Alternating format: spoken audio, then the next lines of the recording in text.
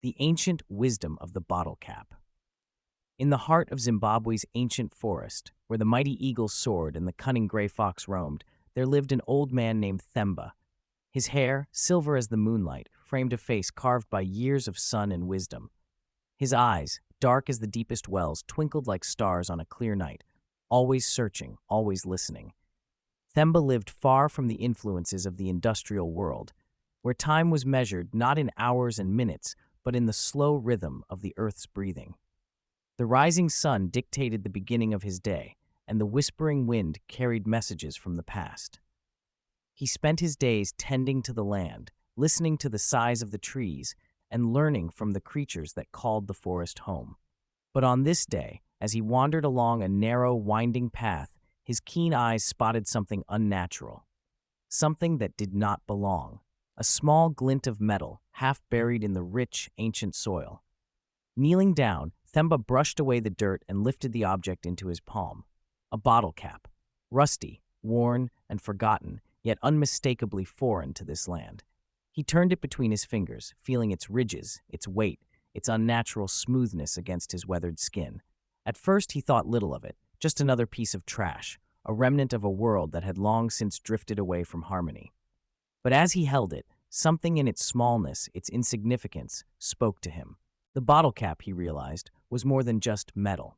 It was a relic of human ambition, a symbol of a world that had once promised progress, convenience, and endless growth. But in its rust, in its forgotten presence on the forest floor, it told a different story. A story of decay, a story of disconnection, a story of a people who had lost their way.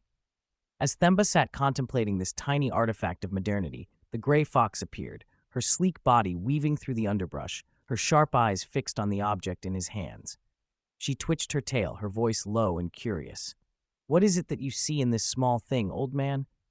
Themba smiled, his lips curving with the weight of understanding. "I see a lesson, my friend, a lesson in impermanence, in the illusions of progress. This cap was once new, once part of something that was valued. Now it is forgotten, discarded, left to rust beneath the sky. Is that not the way of all things in the world of men?" The fox sniffed at the bottle cap, wrinkling her nose in distaste. "It is a thing of metal and plastic," she said, "a thing of the human world. What wisdom can it possibly hold?" Themba chuckled, placing the cap on the ground before them. "Look at it, little one. This bottle cap, much like those who made it, was once bright, smooth, and strong. But time has worn it down, as time wears all things down. Humans chase progress, build cities of glass and steel, fill their lives with noise and light. They believe they can conquer time, outpace nature, shape the world to their will. And yet, even their strongest creations are swallowed by the earth in the end." The fox's ears flicked with thought. "So you mean to say that all their efforts, all their striving, it is for nothing?" Themba shook his head. "Not for nothing, but perhaps for the wrong things. They forget that to build without balance is to build on sand. They live as though they are separate from the earth, as though they do not belong to it. But in the end, the earth reclaims all things, even them." The fox tilted her head. "And what of the eagle? What wisdom does it hold?" Themba looked up, his gaze following the great bird as it soared high above them, its wings cutting through the sky with effortless grace. "The eagle does not build towers. It does not seek to own the sky. It simply exists within it, moving with the winds, not against them. That is why it is free. That is why it does not fall." The fox's tail flicked. "And what of you, old man? What wisdom do you hold?" Themba chuckled again, his laughter deep and knowing.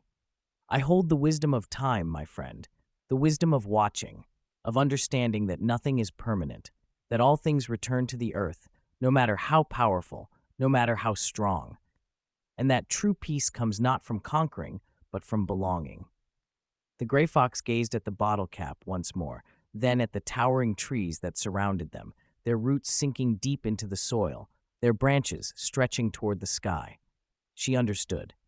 "Perhaps the humans will remember," she said softly, "before it is too late."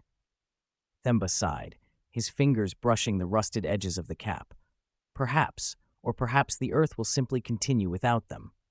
With that, the fox slipped back into the underbrush, her form vanishing like a shadow.